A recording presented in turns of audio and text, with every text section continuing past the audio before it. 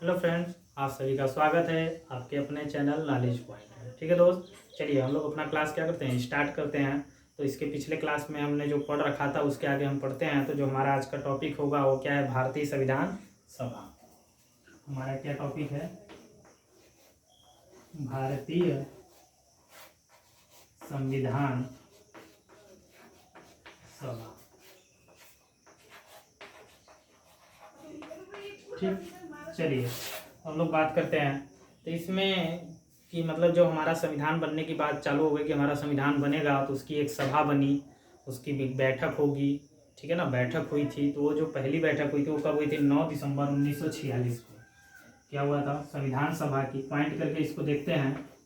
पहला पॉइंट है, संविधान सभा की प्रथम बैठक कब हुई थी। प्रथम बैठक 9 दिसंबर 1946 को। कब हुआ था, 9 दिसंबर 1946 को। और ये कहाँ हुआ था, ये कहाँ हुआ था, ये दिल्ली के क्या हुआ था, नई दिल्ली स्थित काउंसिल चेंबर के पुस्तकालय में हुआ था। क्वेश्चन पूछा जाता है कहाँ हुआ था, नई दिल्ली, नई दिल्ली के काउंसिल चेंबर,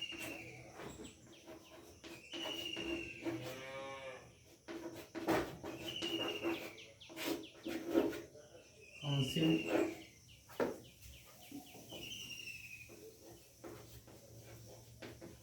काउंसिल चेंबर के पुस्तकालय में हुआ था। जो लाइब्रेरी थी वहां पर हुआ था। ठीक, यानी इसकी प्रथम बैठक, जब संविधान सभा बनाने की बात आ गई तो उसकी जो सभा की प्रथम बैठक हुई थी वो हुई थी 9 दिसंबर 1946 को नई दिल्ली के काउंसिल चेंबर के पुस्तकालय में। आई बात समझ में।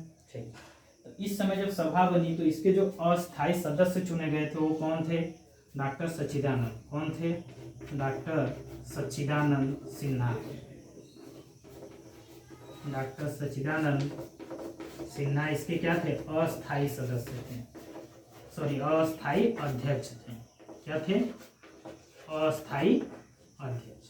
ठीक, तो जो उसके मतलब प्रथम वो हुई थी तो उस समय क्या हुआ था कि जो अस्थायी अध्यक्ष कौन थे, डॉक्टर सच्चिदानंद। ठीक, चलिए तो अब बात करते हैं कि इस सभा में कितने लोग सम्मिलित थे या कितने सदस्य थे।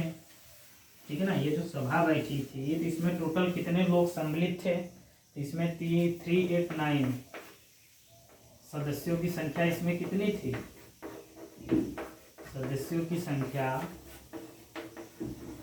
389, 389 सदस्य क्या थे या 389 लोग इसमें क्या हुए थे, सम्मिलित हुए। आई बात समझ में। पॉइंट करके ही इसको देखते हैं, कुछ बेसिक पॉइंट है। और जैसे इसमें क्वेश्चन पूछा जाता है कौन सी ऐसी रियासत थी देश की या इंडिया का कौन सा ऐसा रियासत था जो इस सभा में भाग नहीं लिया था, तो कौन था, हैदराबाद। हैदराबाद ऐसा रियासत था जो इस सभा में भाग नहीं लिया था। हैदराबाद ऐसी रियासत थी जो इसमें भाग नहीं ली थी।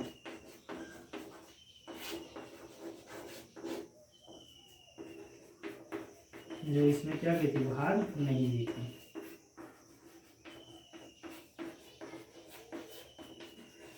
इसमें भाग नहीं ली थी। आई बात समझ में। ठीक है, चलिए और बात करें कि इस संविधान सभा या मैं कहूँ कि जो संविधान बनाया गया या संविधान सभा की जो बैठक चलती रही वो कितने समय तक चलती रही, तो कब तक चली थी या हमारा संविधान बन के कब तैयार हुआ था।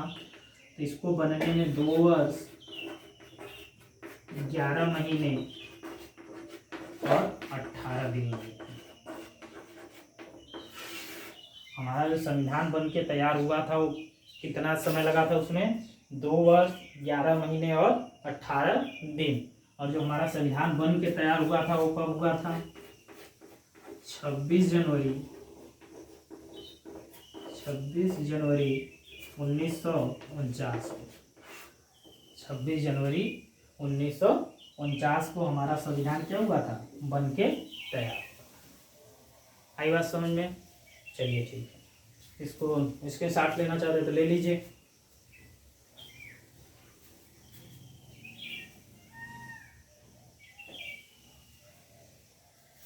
ठीक है।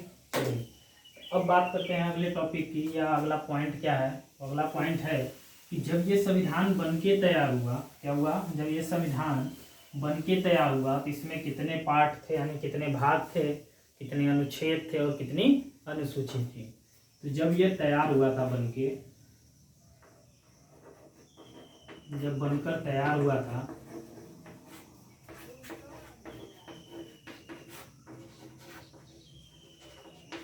तो क्या हुआ था, इसमें कितने भाग थे, 22 भाग। कितने भाग थे, 22 भाग, 395 अनुच्छेद,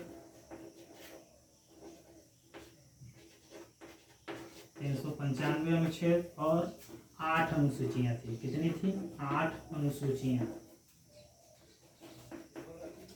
8 अनुसूचियां, ठीक। लेकिन वर्तमान में कितने हैं, वर्तमान में क्या है, और वर्तमान में क्या है, 22 भाग हैं। क्या है, 22 भाग, 395 अनुच्छेद, 395 अनुच्छेद पर अनुसूचियां जो हैं वो कितनी हो गई हैं, 12 अनुसूचियां हो गई हैं। अनुसूचियां कितनी हो गई हैं, 12 हो गई हैं। अनुसूचियां कितनी हो गई, 12, ठीक है ना। लेकिन जब बन के स्टार्ट बना हुआ था तो कितनी अनुसूचियां थी, 8। लेकिन प्रेजेंट टाइम में कितनी है, 12। आई बात समझ में। चलिए ठीक है, इसके कुछ और बेसिक पॉइंट देख लेते हैं, फिर हम बात करेंगे कि भाग जो है 22 भाग हैं, तो एक प्रथम भाग में क्या है, द्वितीय भाग में क्या है, इस तरीके से 2200 भाग के बारे में देखेंगे कि 2200 भाग में क्या क्या लिखा गया है, क्या क्या दिया गया है। इसी तरह अनुसूचियों के बारे में देखेंगे, 12 अनुसूचियां हैं, 12 अनुसूचियों में क्या क्या दिया गया है, इसको देखेंगे, ठीक है ना। तो अभी हम लोग पहले देखते हैं और कुछ बेसिक पॉइंट, ठीक है। चलिए, आ रही है बात समझ में ना। ये कुछ बेसिक पॉइंट बता रहे हैं, इसके बारे में ज़्यादा डीपली नहीं बता रहे हैं, बस कुछ बेसिक पॉइंट जो कि पूछे जाते हैं वही कुछ बेसिक पॉइंट बस बता रहे हैं। चलिए ठीक है, अगले पॉइंट देखते हैं। इसका जो अगला पॉइंट है कि इस संविधान सभा की जो प्रथम बैठक हमने बता दिया था कब हुआ था, 9 दिसंबर 1946 को, ठीक है ना, 9 दिसंबर 1946 को। और जो इसकी अंतिम बैठक हुई थी वो कब हुई थी, अंतिम बैठक इसकी हुई थी 24 जनवरी 1950। जो इसकी अंतिम बैठक कब हुई थी, 24 जनवरी 1950 को। आई बात समझ में। चलिए अगर अगले पॉइंट की बात करें तो अगला पॉइंट है कि जो संविधान का विचार आया था, क्या आया था, जो संविधान का विचार आया था वो सबसे पहले कहाँ पे आया था, ब्रिटेन में। जो संविधान का विचार सर्वप्रथम किसने दिया था, ब्रिटेन ने दिया था, ठीक, सर्वप्रथम ब्रिटेन ने दिया था, ठीक। फिर क्या हुआ, अगला पॉइंट, जो सबसे पहले लिखित संविधान, क्या हमने बताया, लिखिए 2 प्रकार का संविधान होता है, एक लिखित होता है, एक बिना लिखित, एक मुजमानी होता है जिसको बोलते हैं, ठीक है ना। एक लिखित होता है, बिना लिखित यानी मुजमानी होता है, ठीक है। तो जो लिखित संविधान था सर्वप्रथम अमेरिका का था, सर्वप्रथम किसका था, अमेरिका का लिखित संविधान बना था, ठीक। सर्वप्रथम या लिखित संविधान क्या होगा, लिखित संविधान सर्वप्रथम किसका था, अमेरिका का था,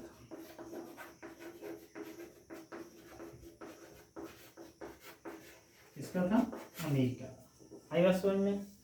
और अमेरिका का ही संविधान, अमेरिका का ही संविधान लिखित और सबसे छोटा है। क्या है, लिखित है और सबसे छोटा संविधान है, ठीक है ना। लिखित संविधान सबसे छोटा है, ठीक, सबसे छोटा लिखित संविधान किसका है, अमेरिका का।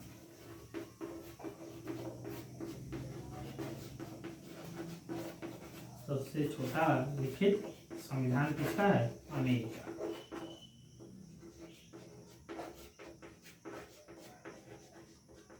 ठीक, अब बात आई अपने देश की। अपने देश का जो संविधान है वो लिखित है और सबसे बड़ा है। आई बात समझ में। सबसे बड़ा लिखित संविधान किसका है, भारत का। आई बात समझ में।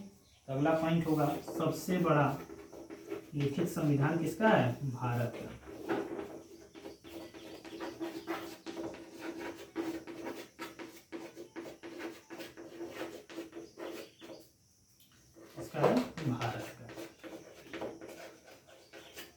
ठीक, ये रहा कुछ बेसिक पॉइंट, ठीक है ना, ये कुछ बेसिक पॉइंट है, इसका स्क्रीनशॉट लेना चाहते हैं तो ले लीजिए।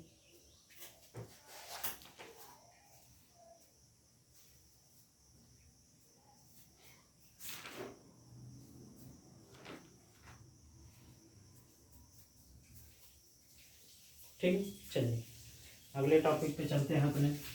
ये तो रहा भारतीय संविधान सभा, ठीक है ना, इसके कुछ बेसिक पॉइंट थे, जिसकी प्रथम बैठक कब हुई और कहाँ हुई और ये कितने दिनों में बना, जब बन के तैयार हुआ तो इसके कितने भाग, कितनी अनुसूचियाँ, क्या क्या थी, ये सब बात हम लोग कर लिए हैं, ठीक है ना। अब अगले टॉपिक की तरफ बढ़े तो हम लोग अब हमारा संविधान जो है उसकी कुछ विशेषता है, उसकी क्या विशेषता है उसके बारे में देखते हैं। आई बात समझ में, जैसे 1935 अधिनियम की विशेषता के बारे में देखे थे कि उसकी क्या विशेषता थी, इसी तरह हम लोग अपने संविधान की क्या विशेषता है इसको देखते हैं। ठीक, तो टॉपिक क्या होगा,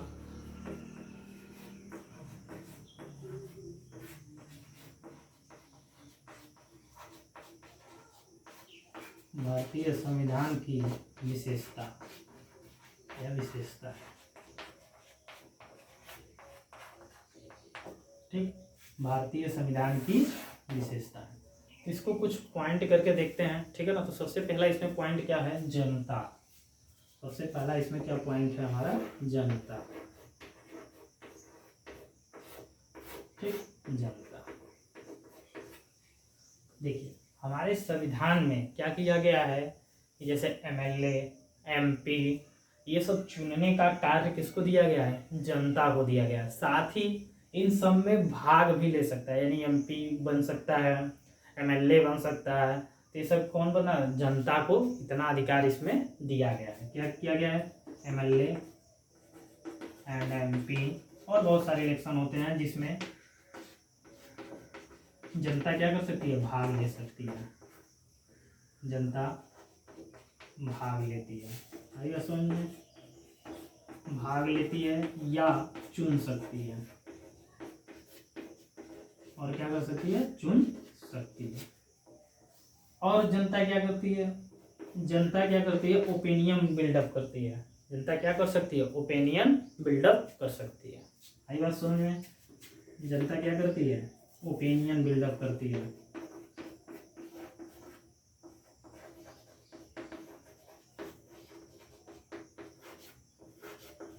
ओपिनियन बिल्डअप करती है, आई बात समझ में।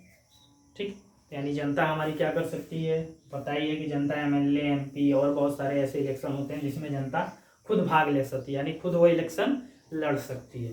ठीक, और क्या करती है, उसको चुन भी सकती है। जैसे जो एमएलए होते हैं या जो एमपी होते हैं उनको चुनने का कार्य हम लोग करते हैं, उनके लिए वोट देते हैं, ठीक है ना, तो यानी उनके चुनने का कार्य हम लोग करते हैं। आई बात समझ में। तो ये सब अधिकार किसको प्राप्त है, जनता को प्राप्त है। ठीक, चलिए अगले टॉपिक की तरफ बढ़े तो बात करते हैं संसद की। किसकी बात करते हैं, संसद की। ठीक है, तो अगला जो हमारा टॉपिक है वो क्या है, संसद। चलिए देखते हैं संसद। अब बात करें संसद, हमने बताया ही था कि जब हमारा देश आज़ाद हुआ तो हर देश में एक संसद होता है, तो हमारे यहाँ भी एक संसद है, ठीक है ना। अब उस संसद का कार्य क्या होता है, या हमारे संविधान में उस संसद को क्या दिया गया है, ठीक है ना, क्या दिया गया है। सबसे पहले तो संसद क्या करती है, कानून बनाती है। सबसे पहला और सबसे मोस्ट इम्पोर्टेंट कानून बनाने का कार्य कौन करता है, संसद करती है। कानून बनाने का कार्य कौन करता है, संसद कानून बनाती है। क्या करती है, कानून बनाती है। आई बात समझ में। और अगला पॉइंट है, और क्या करती है, सरकार को नियंत्रित करती है। आई बात समझ में, क्या करती है, सरकार को नियंत्रित करती है।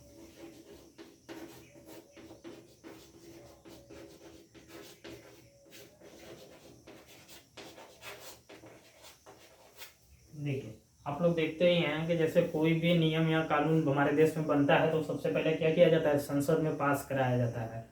आई बात समझ में। सबसे पहला काम कानून बनाने का देखते हैं कि कोई भी कानून अगर नया रूल लाया जाता है, जैसे भी हाल ही में आर्टिकल 370 को हटाया गया, तो सबसे पहले क्या किया गया था, संविधान में पास किया गया था, सॉरी संसद में पास किया गया था, ठीक है ना। तो संसद में पास किया गया तो वहाँ से नया कानून बना, उसको फिर लागू किया गया।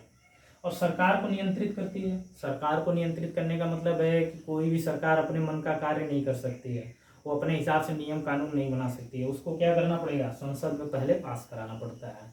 जब संसद उसको अलाउ कर देगा तब वो सरकार क्या करती है, कोई कार्य कर सकती है। आई बात समझ में। चलिए, और क्या कार्य होता है संसद का, लोगों के लिए या जनता के लिए क्या करती है, बजट लाती है, जनता के लिए बजट लाती है।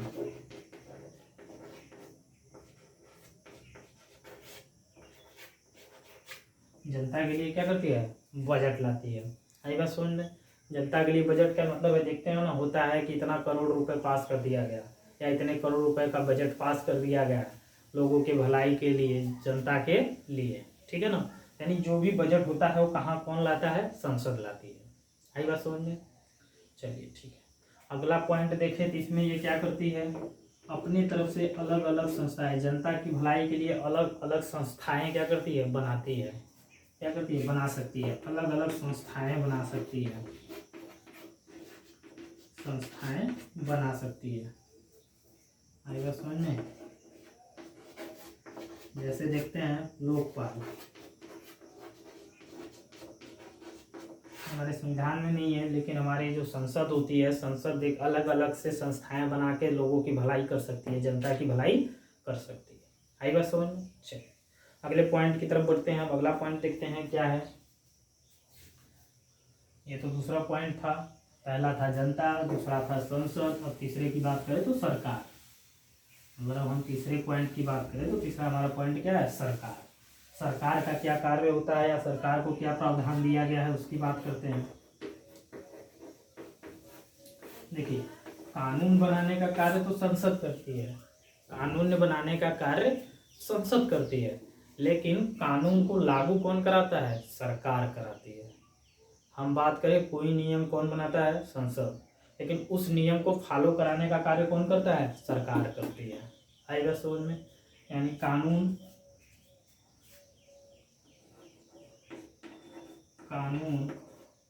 बनाए रखने का कार्य कौन करती है, सरकार करती है।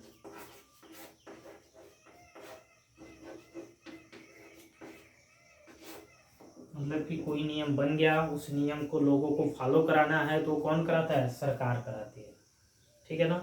जैसे संसद में कोई नियम पास हो जाता है तो राज्य सरकारें होती हैं, केंद्र सरकारें होती है, केंद्र सरकार वहाँ से नियम लगाएगा तो फिर राज्य सरकार अपने राज्यों में नियम लगाती है। तो नियम बना तो दिया संसद, लेकिन फॉलो कौन कराता है, सरकार कराती है। आई बात समझ में। अगले की बात करें, अगला पॉइंट होता है सरकार क्या करती है, सरकार सिविल सर्विसेज को कंट्रोल करती है। सरकार क्या करती है, सिविल सर्विसेज को कंट्रोल करती है।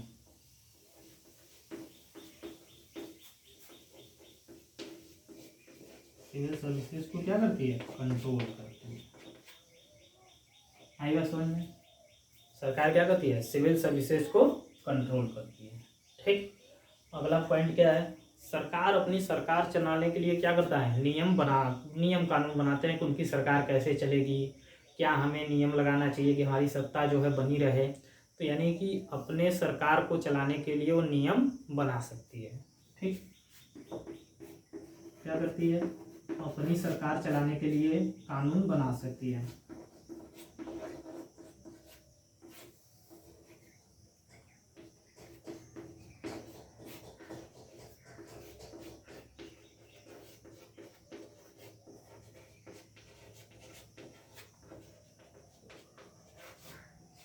ठीक, अपनी सरकार चलाने के लिए क्या करती है, नियम कानून बना सकती है।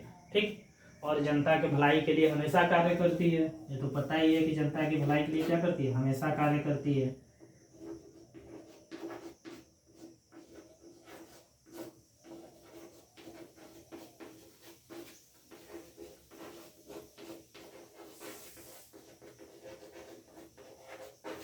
जनता की भलाई के लिए हमेशा क्या करती है, कार्य करती है।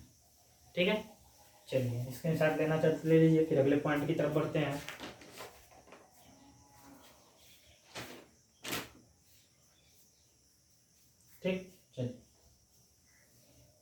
पॉइंट की तरफ बढ़े। हमारे संविधान की जो अगली विशेषता है वो क्या है? न्यायालय। हमारे संविधान की अगली विशेषता क्या है? न्यायालय। ठीक,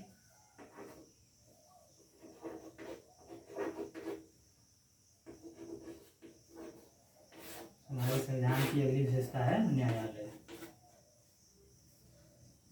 न्यायालय क्या है? पता ही है, कोर्ट। हमारे देश में कोर्ट है।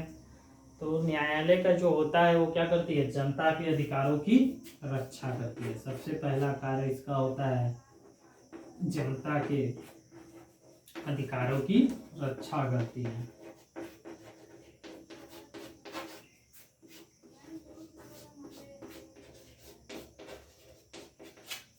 ठीक, ऐसा क्वेश्चन पूछा जाता है, ऑप्शनल क्वेश्चन आते हैं, ठीक है ना, कि जैसे लिखा रहेगा कि जनता के अधिकारों की रक्षा कौन करता है, ऑप्शन दे दिया जाएगा सरकार, जनता, जनता खुद करती है, सरकार करती है, या न्यायालय करता है, ठीक है ना, या पुलिस करती है, ऐसा कुछ ऑप्शन दे दिया जाएगा। तो उसमें पूछा जाता है तो जनता के अधिकारों की रक्षा कौन करता है? न्यायालय करता है। आई बात समझ में? न्याय दिलाने का भी कार्य कौन करेगा? पता ही है कि न्यायालय है तो यहाँ न्याय होगा ही। तो न्याय दिलाने का कार्य कौन करता है? न्याय दिलाता है। ठीक, और क्या करती है? सरकारों के कार्यों को क्या करती है? नियंत्रित करती है। सरकारों के कार्यों को नियंत्रित करती है।